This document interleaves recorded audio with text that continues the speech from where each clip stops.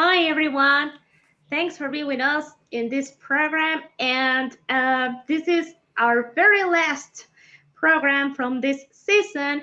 And we want to thank you all for being joining us program by program. Today is a very special one because we are saying hello just for this season. We'll be preparing something else and new and refreshing for a third one. We hope so. And we want to thank you all, the new countries that have been adding to our public list. And among those nations are Japan. So this is a very beautiful and mystic country. There are very good and excellent references about Japan. We all know manga, we all know anime, and we all know, of course, one of the most popular and beautiful, not just arias, but operas. Who hasn't ever heard about Madame Butterfly? Right? Isn't it?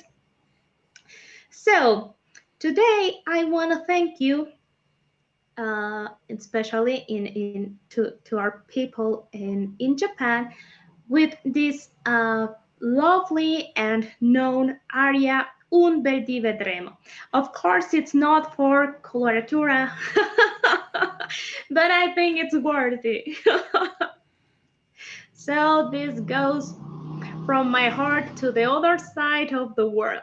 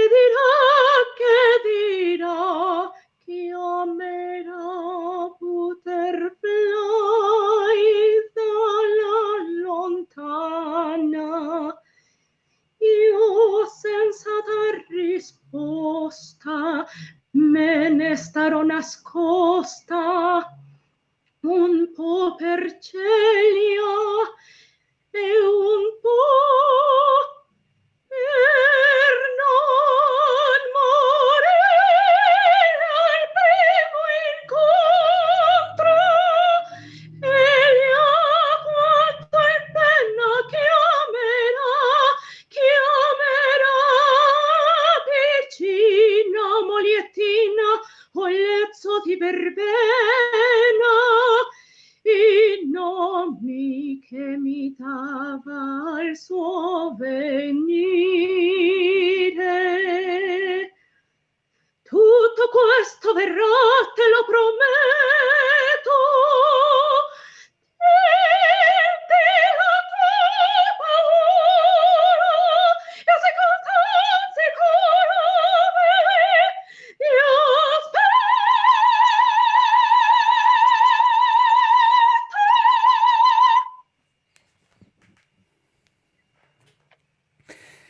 Definitively one of the most beautiful arias written by Puccini.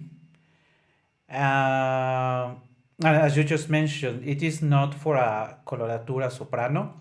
In fact, it is not for most sopranos at all. It's Puccini. Puccini never is a voice. But Puccini is hard for most voices, and maybe even though I haven't shared what I haven't told you what I will be sharing today. Um, Maybe that's a good place to start. Madama Butterfly has ended with the career of many sopranos, given the extreme difficulties it has. There are lyric sopranos who think that because they get away with La Boheme, they can get away with Madama Butterfly, and that is not the case. You may have a very beautiful voice, as it is the case for La Boheme being Mimi, but that will not be enough to be Chocho-san, the little Japanese girl in Madama Butterfly. It's it is written in a very complicated tessitura. A good number of her parts of her singing is in the middle register with a given amount of strength, and it has not many and not so high notes, but they are usually sung with strength, and there is and the roll is very long. So it has all the Yeah. ingredients to make it be. There are many sopranos. I know the cases of a couple of them, of which I will not give names because it would be not nice to say that their voice was devastated. But it is true that after they sang Chocho San, their voice was affected. So if you're a young soprano and you're thinking on working of Madama Butterfly, maybe you should think it twice. And Katia, why don't you give people, or to sopranos mostly, a couple of advices of what to take into account before going for an aria like Un bel di vedremo? Well, I think that is an area that has to take a very long time to prepare and to study. It's not something because we are talking about Puccini. We are talking about the first years of 20th century. So there are also many different harmonic questions and issues that you have to take on count. It's not easy music. I had the chance to sing this opera on stage. I mean, I wasn't to Chocho-san, but I was part of the chorus. But when you listen all the score and all the harmonics working, it's very complicated music because it's 20th century music and it's also full with these help me, orientales. The Oriental. Uh, yes, there are oriental uh, items too. So it's very complicated music. You can study this score since your first years. Yes, but never ever try to force your voice trying to give too much strength or too much color before your voice gets its own. Like I just sang this aria. I sang it as a soprano coloratura, not as Chocho-san should sound. So start to study like this with your voice, with your sound, and never force you because it can be a voice breaker. Truly, never forced. It certainly can, and we know that well, you want to have a repertory that is full of the very well-known arias because you want to get lots of applause. But be careful with a role like Chocho San's, because as I was telling you, or we have mentioned, it can really hurt voices. And maybe if Katia doesn't mind, maybe I can start with telling you what I will be sharing with you today. I have in this third season, I shared with you a whole program, or my at least my part from my very much beloved Forza del Destino. And last week I shared with you my very much loved role of Andrea Chenier. And today I wanted to share with you that most of the times we pay attention, of course, to the key areas of operas, but as it is the case of Madama Butterfly, and in special the second act, Puccini wrote something extraordinary. In fact, Un bel di vedremo is the way it actually opens the second act, and it's full of many melodies. It is the case as for La Boheme. La Boheme has also great melodies in the second act. Well, right after sometimes La Boheme is different because they group the second act because it's very short and blah, blah, blah, whatever. So, the thing is that I wanted to share with you and a couple of thoughts before we go into detail. And to start with it, I think I'm going to put some music in the background, which is actually how the second act starts. I want to give reference and credit to the channel of Mr. Let me find the name of Mr. J. John Heitman, who put music to to a number of operas. So people can use it for rehearsing or just listening. People claiming for copyright credits. That is not the case. But thank you very much, Mr. J. John Heitman, and his channel in YouTube, where you can find lots of music, and that will give me somehow the background to share with you part of the story of the second act. We have to keep in mind that Chocho-san, when she got married to that horrible man, that horrible American captain, she was barely 15 years old. She was really a very young girl. And taking that into account, I wanted to contrast it with the fact that we have just mentioned that it really takes a very well developed voice to sing it and a very good technique so that you don't spoil everything. And it is contradictory, but we are talking about a very young girl. So you may say if it is a young girl, it should be a white, light voice, but that is really not the case. It has also been said that Puccini wrote for the many loves he had. Puccini was very well known for falling in love with almost every woman he he would meet. So it is said that for the several of the women he loved, he wrote an opera. So I think that one can ask himself, for what kind of woman would he have written this Madama Butterfly?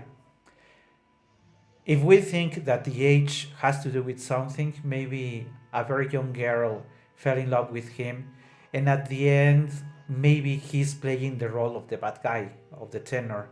I have read a couple of notes here and there from his biographers that even though he knew he would fall in love with many women, at some point he felt remorse. So my thoughts are that maybe Puccini portrayed himself in this opera with a very young woman who fell in love with him, and as in the case of Madame Butterfly, he really didn't love her while she was ready to give her life for him. That starts to sound a little cruel, and if we pay attention to the lyrics of Un bel di vedremo, and if you take account that at this time Chocho-san has been alone for a number of years, they got married and then he left. So she has been raising a little son, of which it is known a little later, but she's being alone, and every day she has waited for his return. So by the time she sings Un bel di vedremo, what she says is that she trusts he will get back. and she tells us of how happy. If you look at the photo that we have here in the background, maybe you can picture the very young Chocho-san looking at the horizon and waiting for a signal that his husband has come back. That's the story of Un bel di vedremo. Very, very, very lovely piece, and also very touching in the sense of how much it hurts if you think of this young girl being truly deeply in love, and she was just being used by this American sailor, the captain. That is, but we're not going to stop there. We're going to move a little ahead to the scene. There is a very interesting long scene between Sharpless, which is the American consul. I'm not sure if that is the right word in English, but I hope let's say he works for the embassy, provided that I don't remember the right word. So Sharpless represents the government of the USA, and he joins Chocho-san to share with her the letter that he just received. The opening scene starts with Sharpless when after he knows that at this point in time Chocho-san is, let's say, in disgrace. Her people, the other Japanese people, no longer respect her. Uh, she chose to marry an American and go against her gods, her beliefs. So at this point, she's alone in all the possible senses. Her family is not with her. She has no friends. She has barely some money, and the man abandoned her. So that's when Sharpless meets her and tells her it's going to share with her this letter. Let me tell you a little of what the letter says. He invites her to sit by his side, and with a very gentle voice, because he likes Chocho-san a lot. He says something like "Edora noi sedete qui," which is something like, "And now for us, please sit by me as I'm going to start reading you the letter." She, just picture in your mind with that very deep love of hers, she says, "Date sulla bocca sul cuore, siete l'uomo migliore del mondo." Please give it to me, the letter. So picture it in, if you haven't seen it on stage, picture this young girl taking the letter, taking it to her lips and kissing it, and saying that, "Date sulla bocca sul cuore," then on her heart, "Siete l'uomo migliore del mondo." So please give me that letter on my mouth for a kiss, on my heart. You are the best man in the world, because he's bringing good news about this man that she loves. He starts reading the letter, and there is a part where Sharpless says, "Da quel tempo felice 3 anni son passati e forse Butterfly non mi rammenta più." So of those very happy years, it's been 3 years that they passed, and maybe Butterfly does not remember me anymore. But remember that she has been living for the past years just waiting for his return. So in the first part, he says, "Anche lui l'ha contati," means, oh my God, he has also counted the number of years that we have been separated.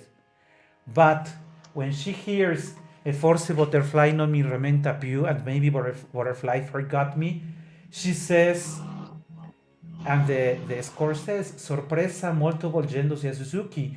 Non lo rammento, Suzuki dillo tu, non mi rammenta più." So imagine a very young girl waiting for 3 years for the return of the beloved one, and listening that he thinks that she forgot him. That really breaks her heart. So what we expect from Chocho-san is that when she sings this part, she sings it with a broken voice. She can't believe that He may even consider that he forgot her. Let me tell you a little how the melody goes, because I think it's a very lovely part. And as I was telling you, it is called Edora Noi, or at least that's how the scene opens. And that's when Sharpless says, Edora Noi, sedete qui. And she answers, Date sol la bocca, sol cuore. Siete l'uomo migliore del mondo. Incominciate. And that's when he starts reading the letter. Amico, cercherete quel bel fior di fanciulla. She interrupts. Dice proprio così? Sì, così dice. Me hace ad ogni momento. And she replies, Taccio, taccio, più nulla. Then he starts saying, da qual tempo felice 3 anni son passati. She, very enthusiastic, anche lui l'ha contati. E forse butterfly non mi rammenta più. And she says, non la rammento, so chi dilatò, non mi rammenta più. Se mi volvene ancor, se m'aspetta, alle dolci parole, tu Benedetta. At this time, when she says tu Benedetta, she takes the letter again and kisses and embraces it because it takes great news. But at this point, Sharpless decides to stop the letter because he's about to tell something very bad for Butterfly. And that's when he says, Qui troncarla conviene, quel diavolo d'un Pinkerton.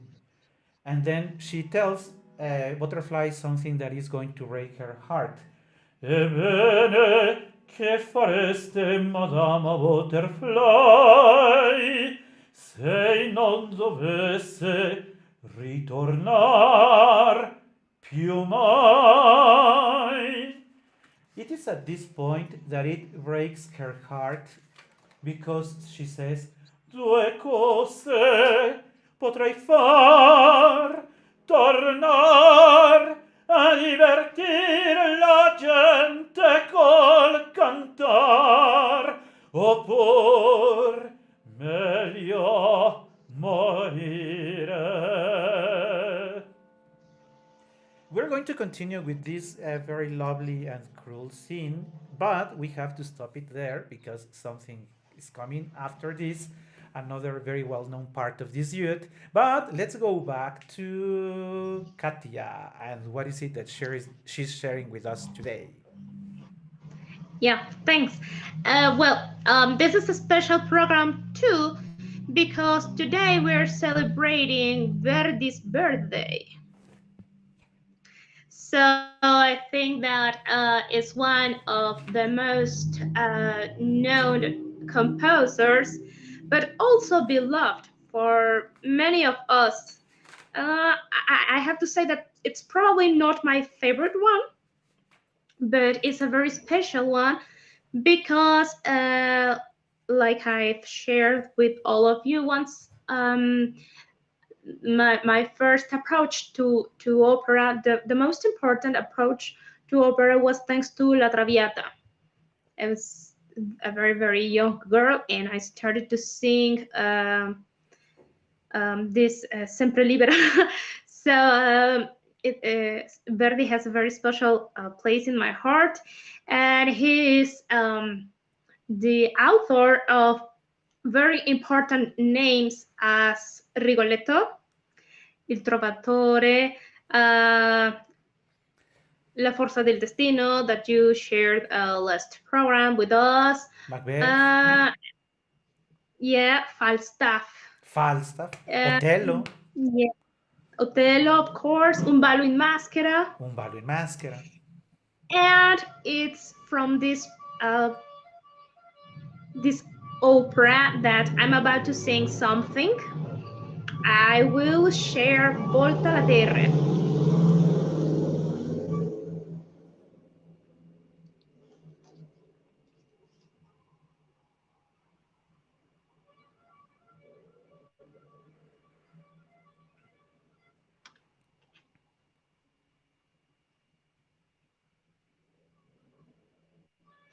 Volta la terra fronte alle stelle come sfavilla la sua pupilla quando le pele il timbre dice esto felice del loro amor esto felice del loro amor e con la civetta cordognior e con la civetta cordognior cordognior cordognior se se se se e con Lucifero da cordognior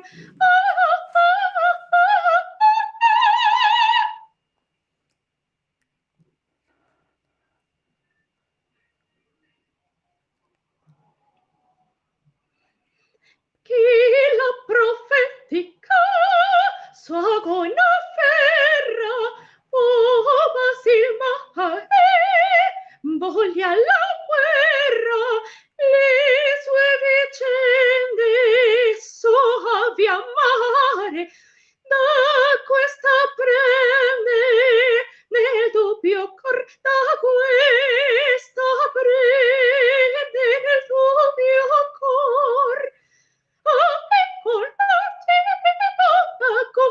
cordognior col cordognior cordognior cordognior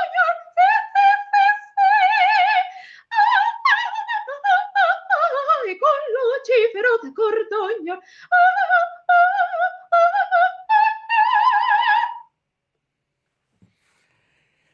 And I am pretty sure that you would really love to sing Oscar on stage.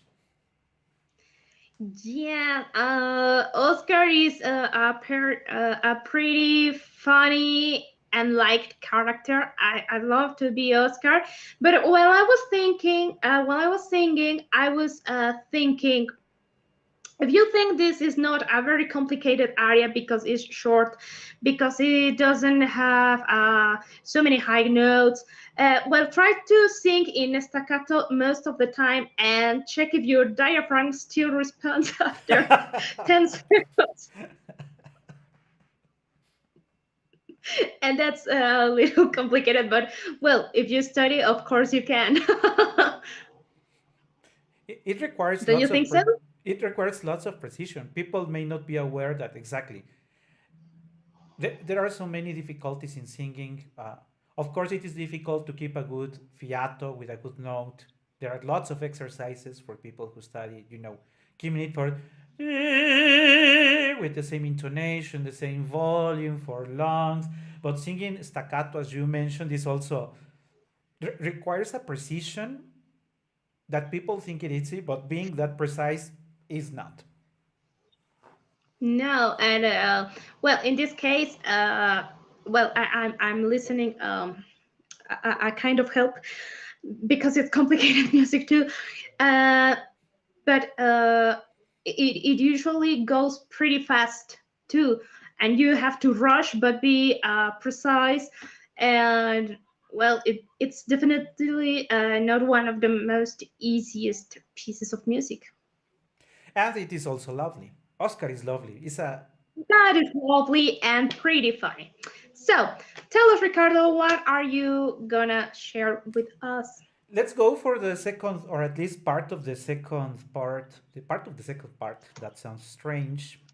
Uh, of this duet. Now we are going to the part of this scene where I was telling you that, well, Mr. Sharpless is going to offer Butterfly to go and choose another husband because he knows that this American guy is not coming back anytime soon.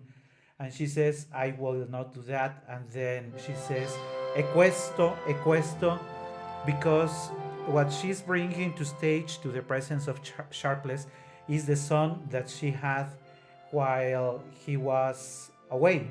Well, he is still away. Sharpless is not aware that there is now an American boy living in Japan, so he starts by meeting him, and she tells Sharpless about the beautiful blonde curly hair that this bimbo del Giappone, that this little son born in Japan now has, which of course is proof that it is the son of this guy. I haven't said the name because truly he is not important at this point in time. So let's just say that he's a very bad American captain and playing with Butterfly. And then after that, after she presents the son to Sharpless, it starts a little piece that she sings, and that it is horribly difficult for anybody who wants to sing it. And it starts che tua madre dovrà prenderti in braccio e dalla pioggia e al vento andar per la città. Basically, she tells that if her husband is not coming back, there's no way she will be a geisha again. There is no way that she's going to sing and dance for anyone else, that she prefers to die, and that's what she tells us here. I'm going to sing a part of it just to give you an idea of how really hard this is. And just think that mine is a male voice, so try to picture a female voice doing it, and you can get an idea of how difficult this music is, not only in the emotion, but also in the way it was written with a heavy orchestration. And that's a good, very good formula to make things difficult. Still, it is a very nice part that I will be sharing with you now.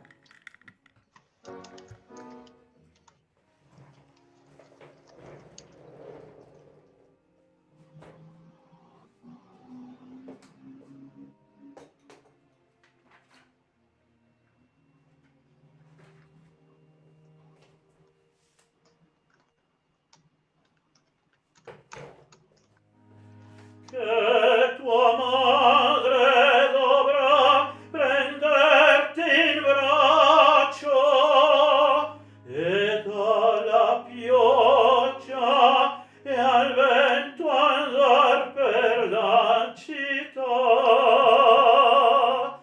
a guadagnarti il pane e il vestimento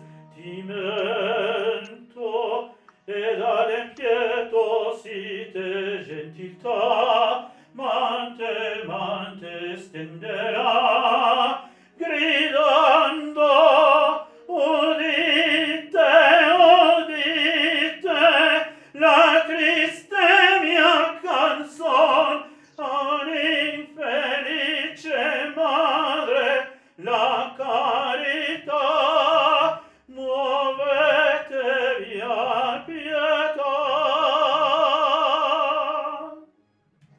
e Butterfly orribile destino danzerà per te e come fece già la geisha canterà e la canzone gioliva e lieta e non singhiozzo finirà. Ah no,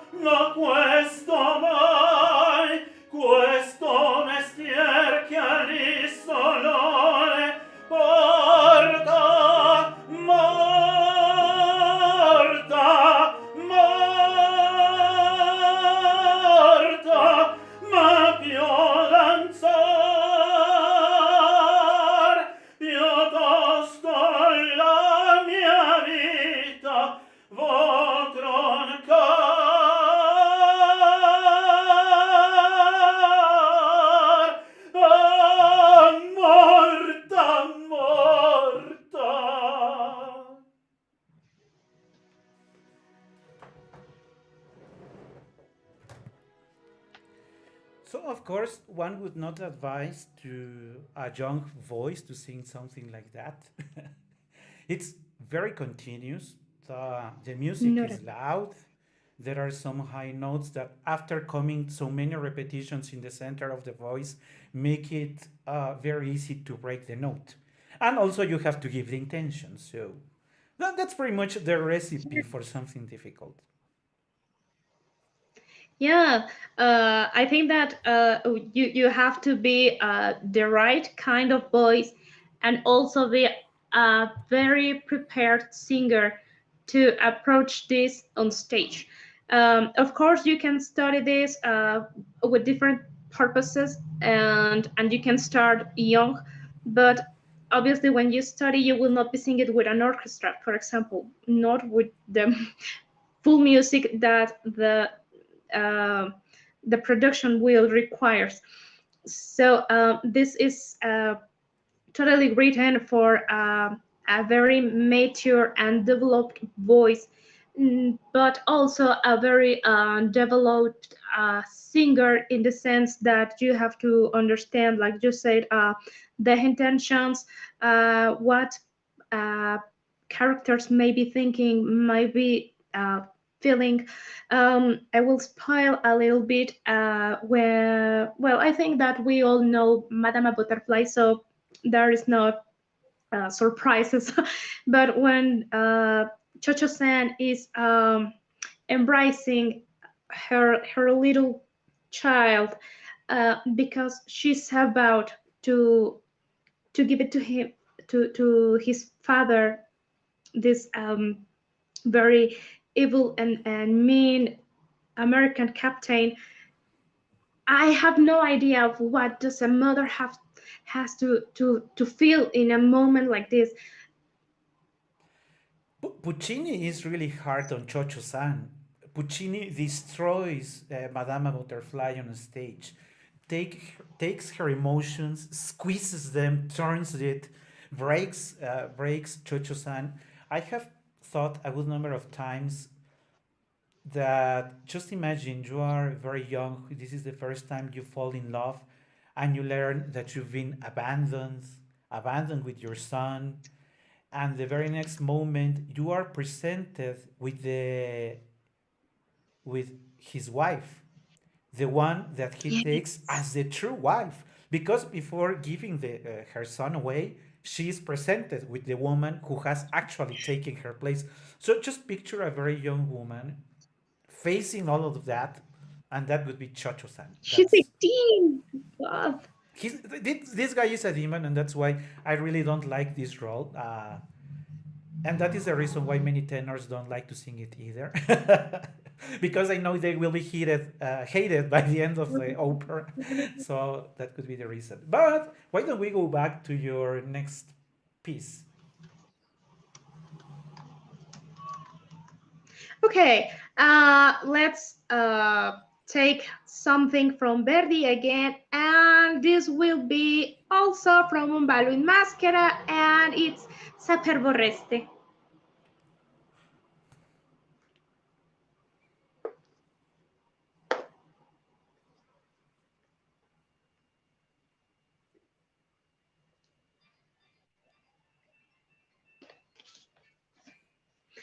Saper vorreste de che si veste quando le cosa che vuol nascosa Oscar lo sa, ma non dirà.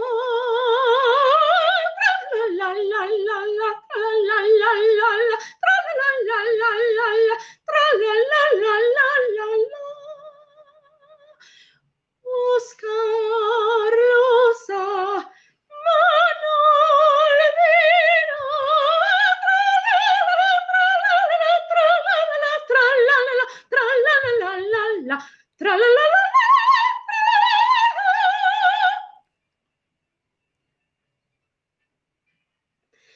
Pieno d'amor mi balza il cor, ma pur discreto serba il segreto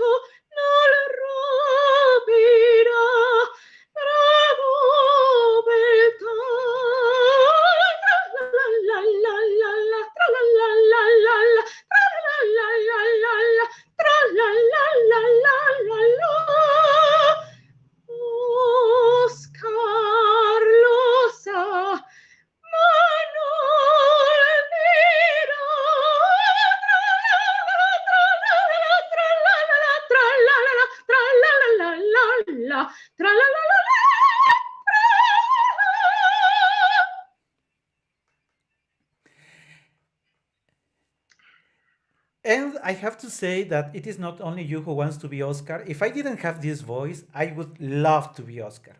Playing all over the stage, singing tra la la la la la la la la la, and all of that with that. It's the only Yes, lovely who character on doesn't that, want to tra professionally? and it's the only lovely character on that opera.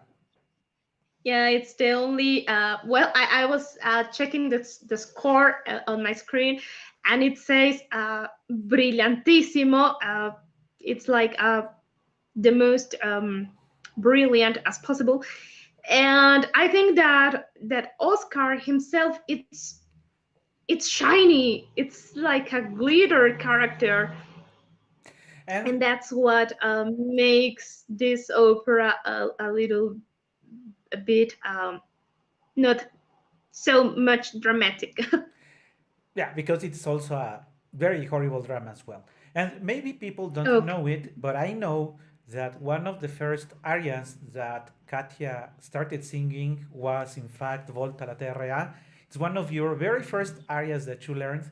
And maybe this is a good example of how you think you have evolved, not only technically, vocally, how your voice was when you were much younger, because the voice evolves one way or the other. But how do you think you have evolved in your understanding of the personality of Oscar? I think that one of the most important situation here is that you have to understand how Oscar makes a contrast in all the opera's context, and yes, it is sung usually by a coloratura or by a soprano ligero. Uh, because it has the right color for it. But you have to understand that it's also an acid character because he in both areas is se está burlando, is he's making Mocking, a he's joke, mocking. he's mocking. So you have to sing it this way. Of course, I'm not doing this because I'm not mocking in this very moment. I'm not on stage, but you have to have this very clear. You have to make it spicy. I think so. And that's why Okay. I love Oscar.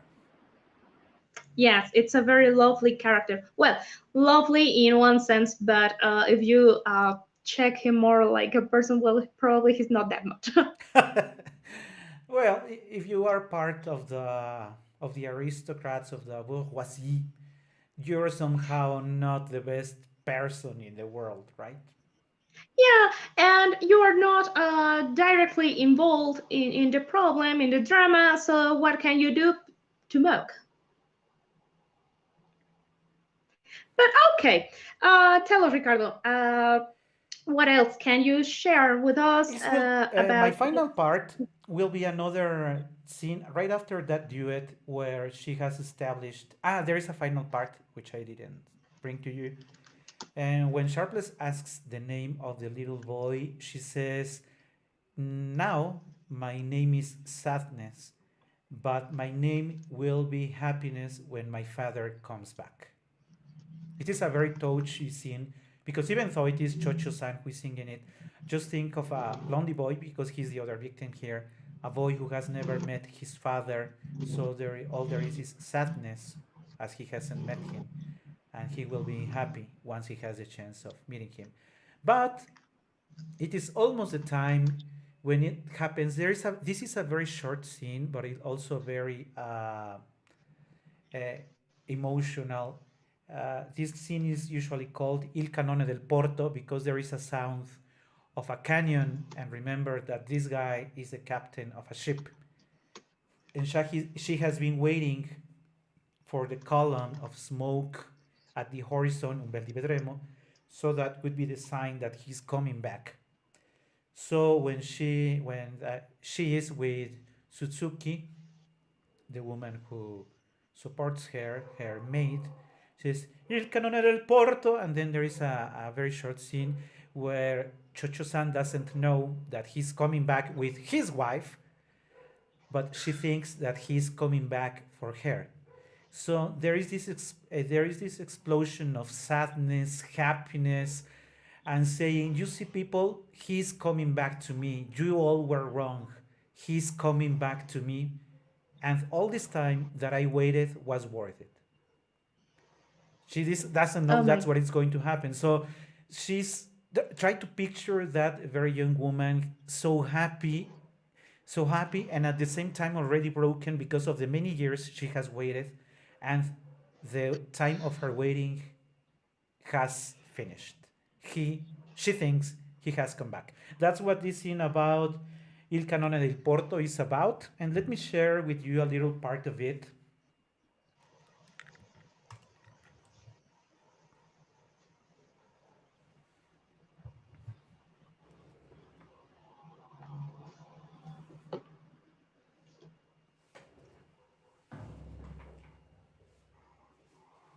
Una nave di guerra, bianca, bianca, il vessillo americano delle stelle, or governa per ancorare, reggimi la mano che mi discerna il nome, il nome.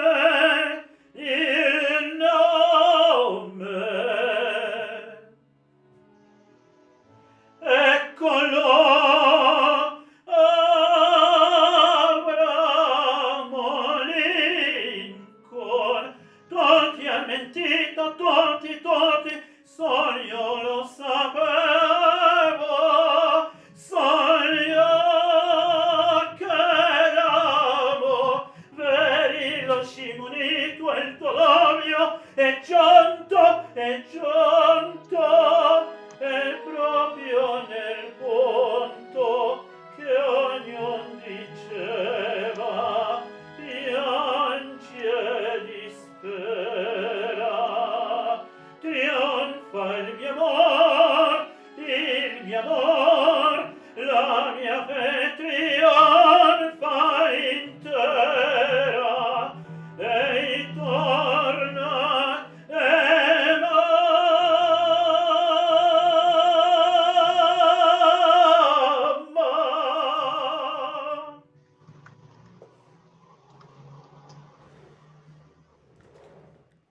So, with those words of "E torna e mama," which means he has returned and he loves me, that's the final part, or well, at least this part of the act, just before something very lovely that is called the Coro a Boca Chiusa, one of the Oh, most beautiful melodies that uh, Puccini wrote.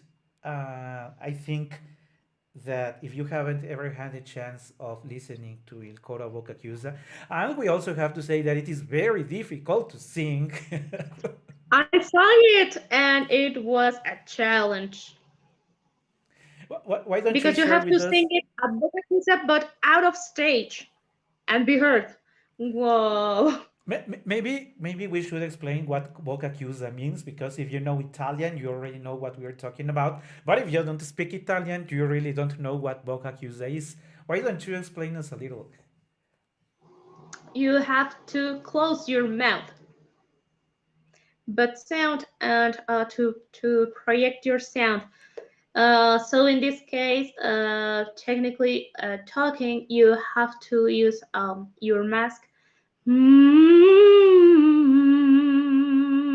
to sound at distance even when you're closing your mouth. But it has to be quite tender in this specific case.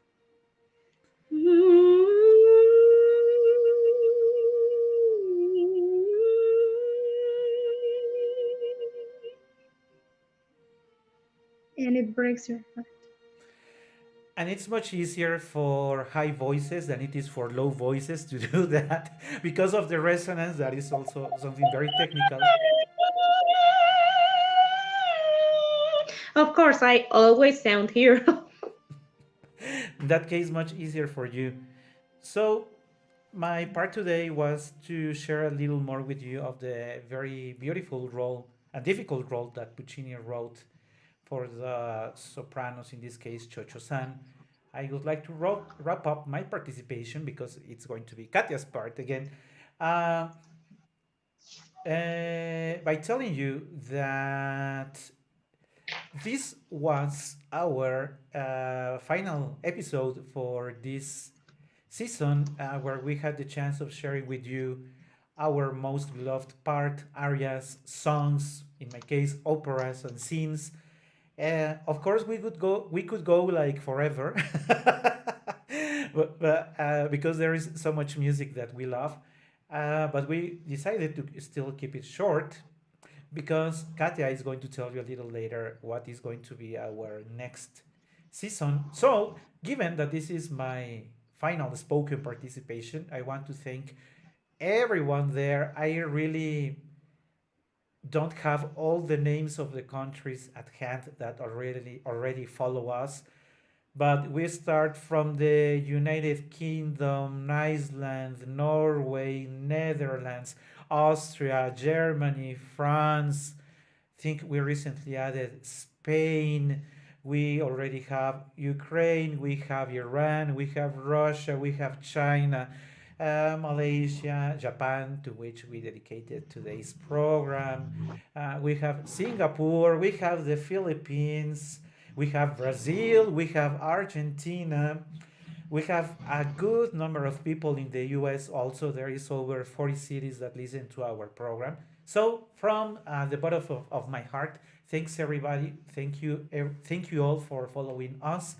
And we will see you then in the following season of well, but the details wait for Katia to explain. From my part, thank you very much, and I will be seeing you soon.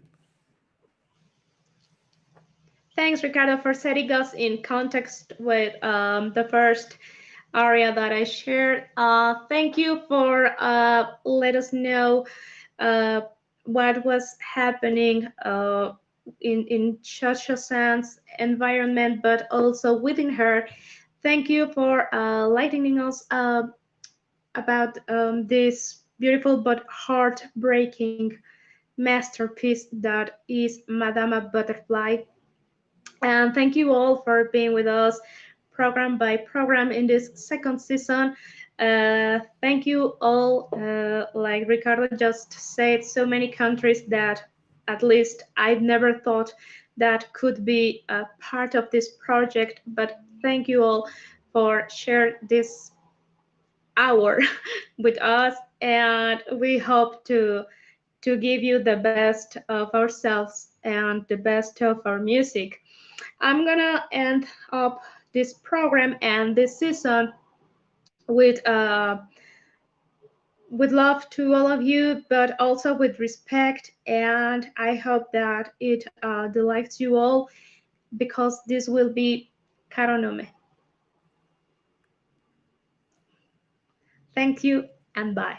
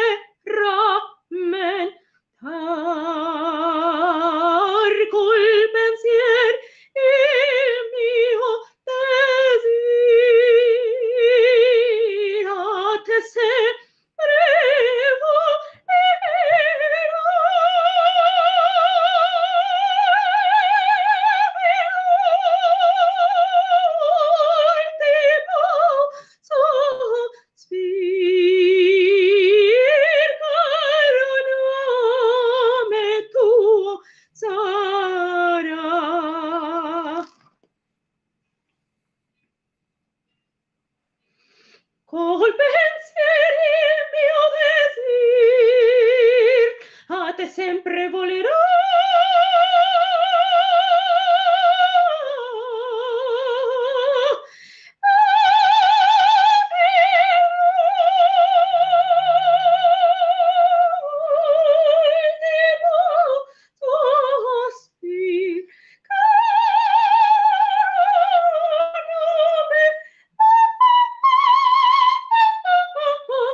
Caro nome tuo sarà. Col pensier il mio desir a te sempre volerò.